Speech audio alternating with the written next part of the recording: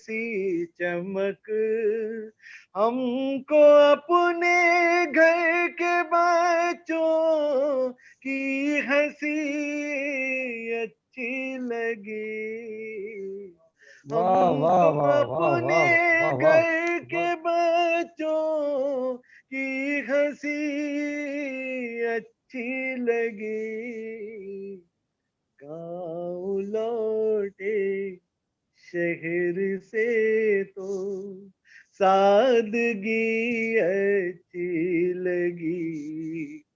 तो ये सिलसिले का आखिरी शेर कि जिसमें अभी गुनगुनाते है मेरी बहनों के गीत, जिसमें अभी गुनगुनाते है मेरी बहन